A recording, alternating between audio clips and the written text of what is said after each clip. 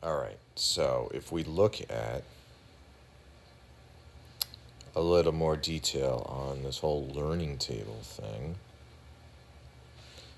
and get rid of this, then we can start looking at devices that are a little more complex. So remember, earlier I said we have a learning table, learning and forwarding table, and in there we have devices that live on certain ports.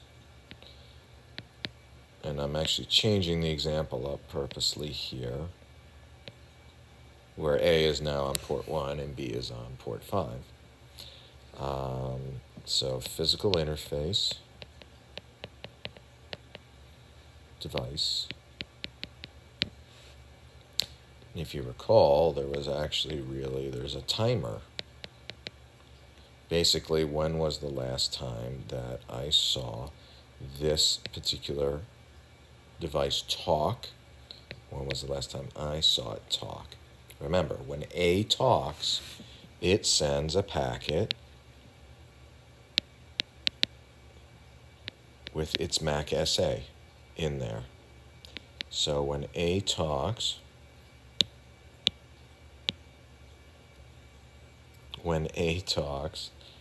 the device sees it, updates its timer, resets it. So this timeout here will be set by the manufacturer. On a managed device, you can change this particular timeout value to either be more aggressive or to hang around longer. Now, there's caveats to doing that, and there's also other timers that you need to think about in the world of IP. So there's ARP cache timeouts, there's layer 2 MAC address table timeouts. And depending on your environment, you will need to carefully coordinate that. Typically, for the most part, in a managed enterprise switch, I leave those values alone and keep them at their default values. In a managed switch, we actually have, there's more to it, to the table, than just this. One other addition that's also important is what VLAN does this device live on.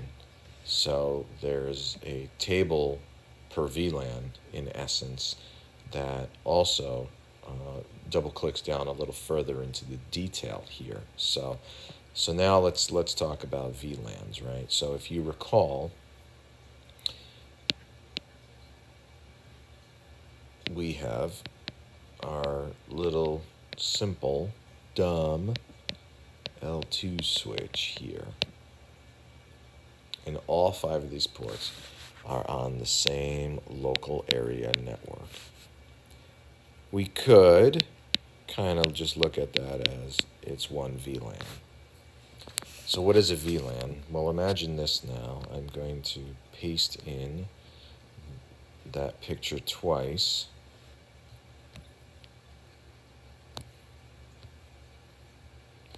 Get rid of this thing here because I accidentally grabbed that. Now imagine, when we shrink it up a little so it fits a little bit easier onto our page here. Now imagine a device that could do 2 local area networks. So here we are with our little simple layer 2 switches, each of which does 1 local area network. And we have now put the functionality of both of those into, say, 1 device. So in reality, the switch that's now drawn here in pink or fuchsia can do up to 2 LANs at once, right? Or we could say it has a 2 VLAN limit. So if I have devices connected to port 1 here, They are in the same network as devices connected to port 4, port 2. But are they in the same networks or the same network as what's plugged in to the green side for ports 1, 3, and 5 over there? The answer is no, they're not in the same network. There's nothing connecting these two together. So what we could model this like now, if we start looking into a layer 3 switch, how exactly does that work? So I'm going to simplify the drawing a little bit here to make things easier.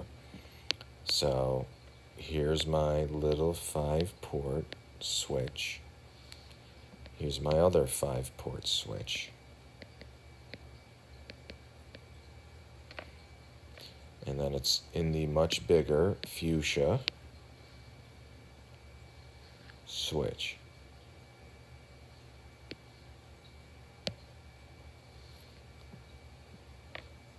Now, right now, you can look at this, the bigger fuchsia switch, as a switch that can do 2 LANs, right? So we have a device here and a device here, and they talk to one another. And there's a specific learning table just for this LAN. So LAN table 1. And over here, this one's going to have its own LAN table. And we'll call that LAN table 2 for these guys. Now, how do we get these two to talk? Well, there's a couple ways we could do it. We could actually, and I'm going to draw this a little thicker, we could connect these, let's see, between port 5 on there and port 1 on there, just with a typical Ethernet patch cable. And now what we've actually done is created a LAN with 10 interfaces on it.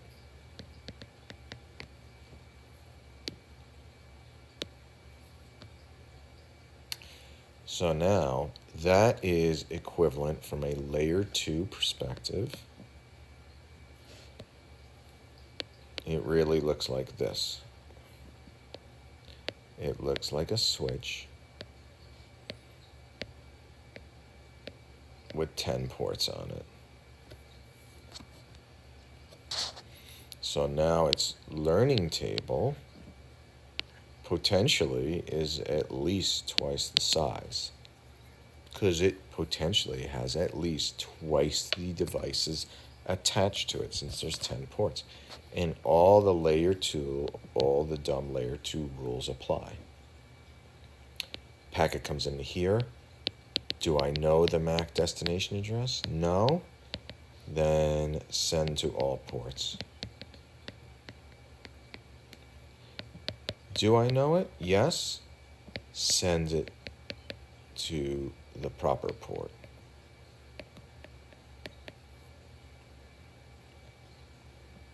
All right, so now what if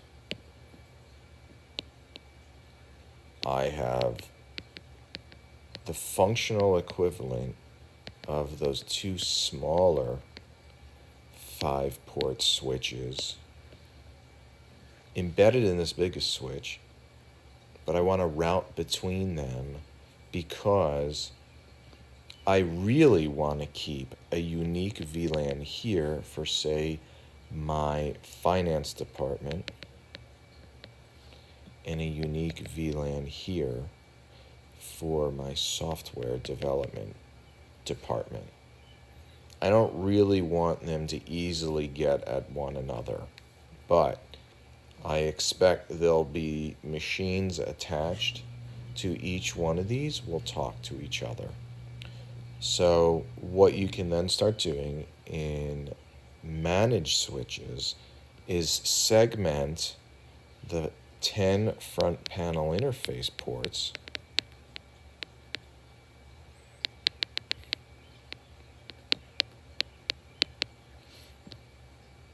into 2 groups of 5, where one group is, let's call it VLAN pink, and one group is VLAN green. So I'll redraw it to match the new colors I just chose. VLAN green over there, VLAN pink over here. So now I'm logically separating these. They have two distinct broadcast domains between the two. And we have not talked about how do I get two different VLANs to talk to one another.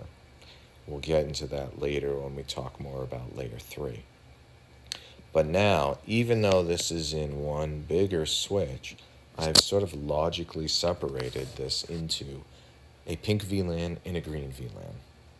And everything in the pink VLAN can broadcast to everything else on the pink VLAN, but not the green VLAN. Everything on the green VLAN can broadcast and talk to everything also in the green VLAN, but not talk to anything in the pink VLAN. We'll talk more about why we do that and how we can bridge that gap between the two.